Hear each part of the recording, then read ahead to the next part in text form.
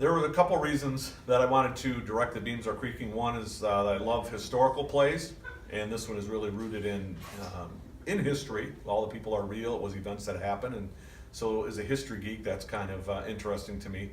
And there was also the theological dimension to it, with all the wrestling with the big life questions and political questions, and that's real relevant for today. So I felt that it was timely, and also there's a bit of creativity in how to stage it all as well, and so it appealed to me in a lot of different ways. I really like the story of Dietrich Bonhoeffer. It's been one of the ones that I've kind of grown up with, and the message in there, the thing that I really like about it is it seems very relevant today with what's going on in the church, because the church has become kind of docile in anything outside of its specific area of your walk with Christ, and Dietrich Bonhoeffer fought against that a lot, and I really like the message because of the church does need to get out there and act more and make a difference, because otherwise it's not doing what the church is supposed to do. Well, I didn't even know it existed until the director's daughter were friends. They'd asked me if I was interested in this, and I had been going through the biography of Dietrich Bonhoeffer, and I was like, I'm very interested in the character. I thought it would be a very interesting show to be a part of. This was about Dietrich Bonhoeffer, whom I've heard his name, but I didn't know a lot about it. But just reading a little bit about the story itself, I made me feel like I would really like to try to be one of the actors. A number of years ago, I saw the production at Cornerstone University, and from that point on, I've always wanted to be involved in the show. And it's a powerful show, and I've always wanted to help portray that message that's in the show. Well, I had read the book The Cost of Discipleship by Dietrich Bonhoeffer, and so I was familiar with his story somewhat.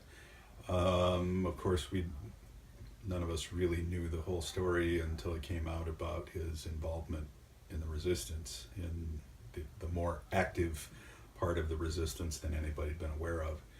And I was just really intrigued about a pastor, a man of God, who just felt like he had to do something about what was happening in his country. Normally speaking, as men who are part of the ministry, we want to avoid politics if we can. But this is a situation where he just said, I can't do nothing. I can't let this go on. And so that I really wanted to take the opportunity really to learn a little bit more about it, and then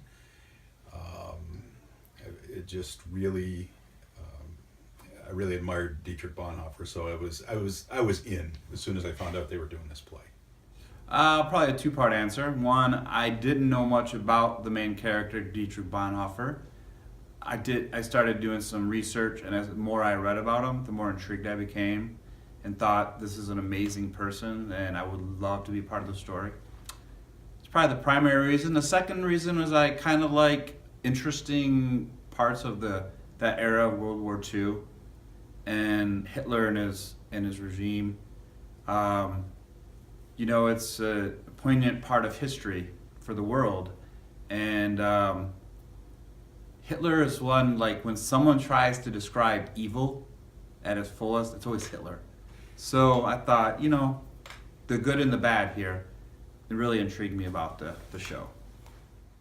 Actually, I've been hearing and reading about Dietrich Bonhoeffer, and when I heard it was going to be played here, I thought, Lord, can I get back in the theater like I used to years ago?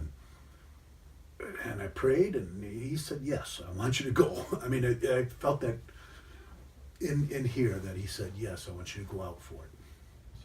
I think initially it was the story. I've known the story of Dietrich Bonhoeffer for quite a while, and when I heard there was opportunity to do it at Master Arts, especially being combined with just the more intimate theater and with the community here. That those two things together are what really sparked my interest initially. Very intriguing story. I enjoy real history rather than fiction, and I believe it has quite a message.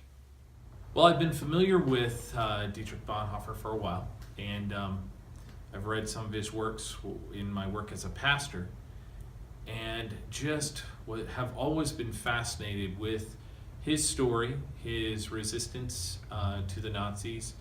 And after I got a chance to read the script, I just knew that I had to audition for the show and had to be involved in it somehow.